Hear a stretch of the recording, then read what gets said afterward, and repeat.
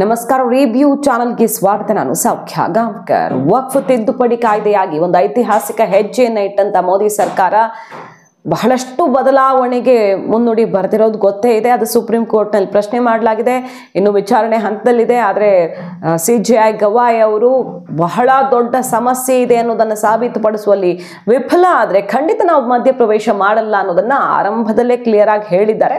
ನೋಡಬೇಕು ಏನಾಗುತ್ತೆ ಅಂತ. ಇದರ ನಡುವೆ ನೋಡಿ, ಕೇಂದ್ರ ಸರ್ಕಾರ ಈಗ ವಕ್ಫ್ ಶಾಕ್ ಅನ್ನ ಕೊಡ್ತಾ ಇದೆ. ವಕ್ಫ್ ಆಸ್ತಿ ಸಂಬಂಧಪಟ್ಟಂತೆ ಅತಿ ದೊಡ್ಡ ಹೆಜ್ಜೆಯನ್ನ ಇಟ್ಟೇ ಬಿಟ್ಟಿದೆ. ಈಗ ವಕ್ಫ್ ತಿದ್ದುಪಡಿ ವಿರೋಧಿಗಳಿಗೆ ನಡುಕ ಶುರುವಾಗಿರೋದು. ಲಿಟ್ರಲಿ ವಕ್ಫ್ ತಿದ್ದುಪಡಿ ವಿರೋಧಿಸ್ತಿರುವಂತಹ ಪಕ್ಷಗಳು ಕೂಡ ಶೇಕ್ ಆಗ್ತಿರುವಂತಹ ಬೆಳವಣಿಗೆ. ಯಾಕಂದ್ರೆ ಇದು ಯಾರ್ಯಾರ ಕುತ್ತಿಗೆಗೆ ಬರುತ್ತೋ ಗೊತ್ತಿಲ್ಲ, ಅಂತಹ ಸ್ಟೆಪ್ ಅನ್ನ ಮೋದಿ ಸರ್ಕಾರ ಈಗ ವಿಚಾರಣೆ ಹಂತದಲ್ಲಿ ಇರೋವಾಗಲೇ ಇಡ್ತಾ ಇದೆ. ಯಾಕಂದ್ರೆ ವಿಚಾರಣೆಯಲ್ಲಿ ಏನು ತಡೆ ಕೊಟ್ಟಿಲ್ವಲ್ಲ, ತಡೆ ಕೊಡೋಕ್ಕಾಗಲ್ಲ ಅಂತ ಹೇಳಿದ್ದಾಗಿದೆ.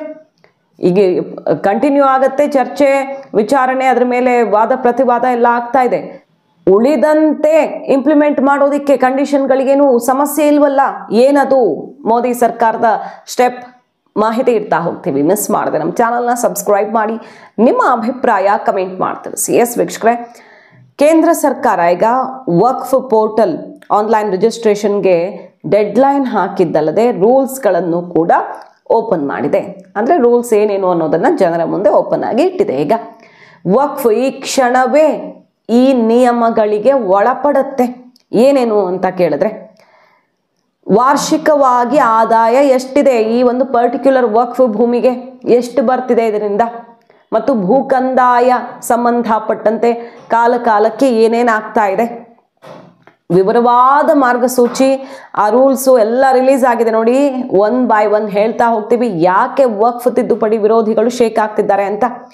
ಎಲ್ಲ ಆಸ್ತಿ ಲೆಕ್ಕ ಇನ್ನು ಮುಂದೆ ಆನ್ಲೈನಲ್ಲಿ ಸಿಗತ್ತೆ, ಸಿಗಲೇಬೇಕು. ನೀವು ಆನ್ಲೈನಲ್ಲಿ ಪ್ರತಿಯೊಂದು ವಕ್ಫ್ ಆಸ್ತಿಯನ್ನು ಕೂಡ ರಿಜಿಸ್ಟರ್ ಮಾಡಲೇಬೇಕು.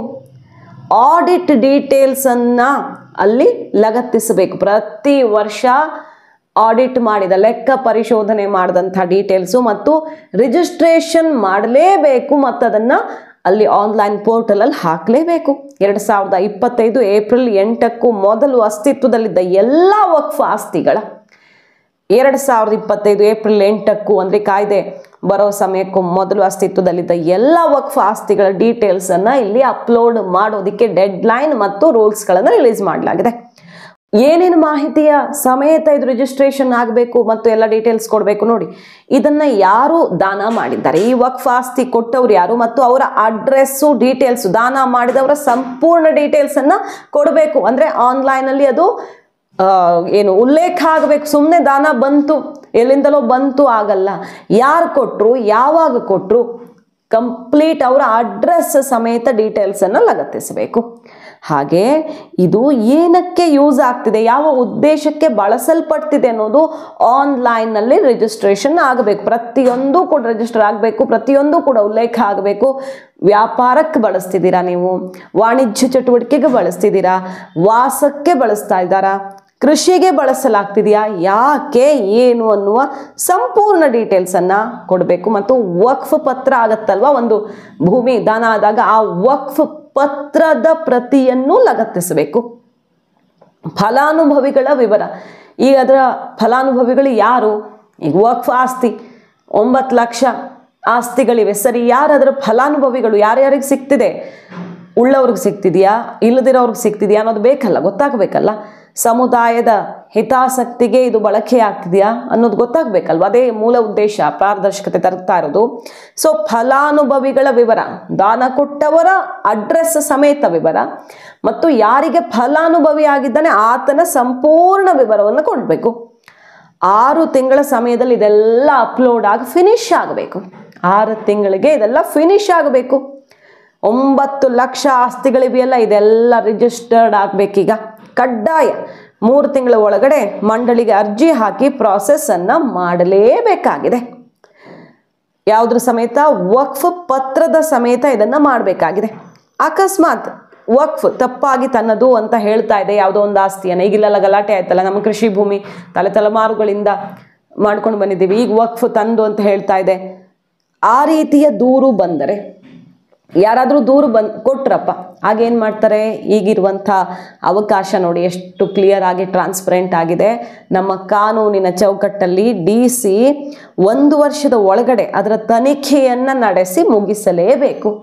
ಒಂದೇ ವರ್ಷ ಟೈಮ್, ಎಷ್ಟೋ ವರ್ಷ ಆ ವ್ಯಾಜ್ಯ ಮುಂದುವರ್ಕೊಂಡೇ ಹೋಗ್ತಿರೋ ಅಂತ ಅಲ್ಲ.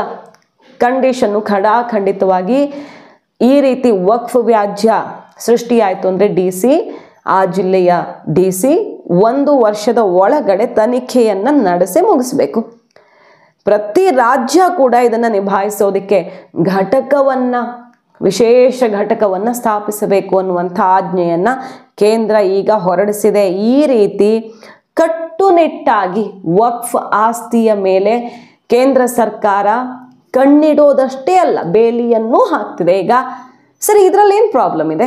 ಈಗ ರಿಜಿಸ್ಟ್ರೇಷನ್ ಆಗಬೇಕು ವಕ್ಫ್ ಆಸ್ತಿ ಅನ್ನೋದನ್ನ ಹಿಂದೆ ಮಾಡಿದ ತಿದ್ದುಪಡಿಗಳು, ಅಂದ್ರೆ ಕಾಂಗ್ರೆಸ್ನ ಅವಧಿಯಲ್ಲಿ ಆಯ್ತಲ್ವಾ ತಿದ್ದುಪಡಿ, ಆಗಲೂ ಕೂಡ ರಿಜಿಸ್ಟ್ರೇಷನ್ ಉಲ್ಲೇಖ ಆಗ್ಬಿಟ್ಟಿತ್ತು, ಆದ್ರೆ ಅದು ಗಾಳಿಗೆ ತೋರಲ್ಪಟ್ಟಿತ್ತು. ಅದನ್ನೇ ವಾದ ಮಾಡ್ತಿರೋದು ಈಗ ಸುಪ್ರೀಂ ಕೋರ್ಟಲ್ಲಿ. ಕೇಂದ್ರ ಸರ್ಕಾರದ ಪರ ವಕೀಲರು ಹೇಳ್ತಿರೋದು ಅದನ್ನೇ. ನಾವು ಏನು ವಿಶೇಷವಾಗಿ ಹೊಸದಾಗಿ ತಂದಿಲ್ವಲ್ಲ, ಕೆಲವು ಅಂಶಗಳೆಲ್ಲ ಇದ್ದಿದ್ದೆ.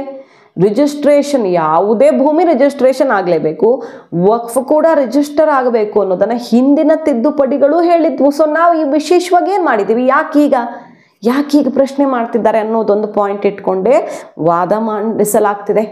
ಮತ್ತು ಪ್ರಮುಖವಾಗಿ ಅಲ್ಲಿ ಏನು ಜಟಾಪಟಿ ಕಾರಣ ಆಗಿರೋದು, ಸಿಕ್ಕಾಪಟ್ಟೆ ಆಕ್ರೋಶಕ್ಕೆ ಕಾರಣ ಆಗಿರೋದು, ವಕ್ಫ್ ಮಂಡಳಿಯಲ್ಲಿ ಮುಸಲ್ಮಾನೇತರ ಸದಸ್ಯರು ಹೆಂಗೆ ಬರ್ತಾರೆ, ಅವಕಾಶ ಮಾಡಿಕೊಡ್ಬಾರ್ದು ಅನ್ನೋದು. ಅದರ ಸುತ್ತ ಈಗ ಚರ್ಚೆಗಳಾಗಿವೆ. ಗವಾಯಿ ಅವರು ಬೇರೆ ಎಕ್ಸಾಂಪಲ್ಸ್ ಎಲ್ಲ ಕೊಟ್ಟಿದ್ದಾರೆ.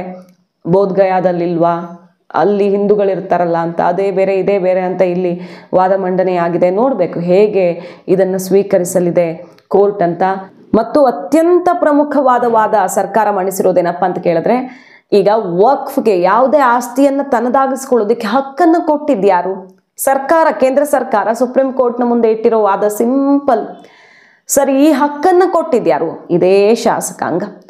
ಯಾವ ಶಾಸಕಾಂಗ ಒಂದು ಹಕ್ಕನ್ನು ಕೊಡೋದಕ್ಕೆ ಅವಕಾಶ ಅಥವಾ ಅಧಿಕಾರವನ್ನು ಹೊಂದಿದೆಯೋ ಆ ಶಾಸಕಾಂಗ ಖಂಡಿತವಾಗಿಯೂ ಆ ಹಕ್ಕು ದುರ್ಬಳಕೆ ಆಗ್ತಿದೆ ಅಥವಾ ಅದು ತಪ್ಪಾಗಿ ಕೊಡಲ್ಪಟ್ಟಿದೆ ಅಂತ ಅನಿಸಿದ್ರೆ ವಾಪಸ್ ತಗೊಳ್ಳೋದಕ್ಕೂ ಹಕ್ಕನ್ನು ಹೊಂದಿರುತ್ತಲ್ವ, ಆ ಅಧಿಕಾರವನ್ನು ಹೊಂದಿರುತ್ತೆ ಅಲ್ವಾ.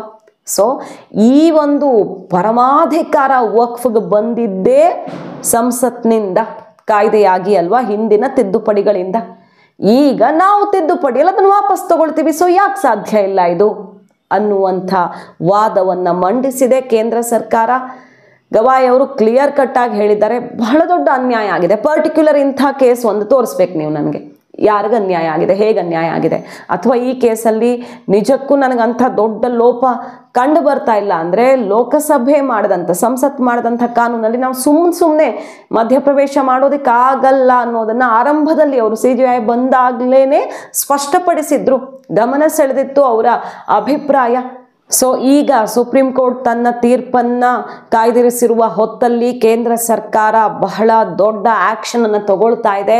ರಿಜಿಸ್ಟ್ರೇಷನ್ ಮತ್ತು ಆಡಿಟ್ಗೆ ಸಂಬಂಧಪಟ್ಟಂತೆ ಇನ್ನು ಮುಂದೆ ಪ್ರತಿಯೊಂದು ಕೂಡ ಸೆಂಟ್ರಲ್ ಪೋರ್ಟಲ್ ಮೂಲಕವೇ ಮಾನಿಟರ್ ಆಗತ್ತೆ. ಎಲ್ಲವೂ ಕೂಡ ಡೆಡ್ಲೈನ್ನ ಒಳಗಡೆ ಆನ್ಲೈನ್ಗೆ ಬರುತ್ತೆ.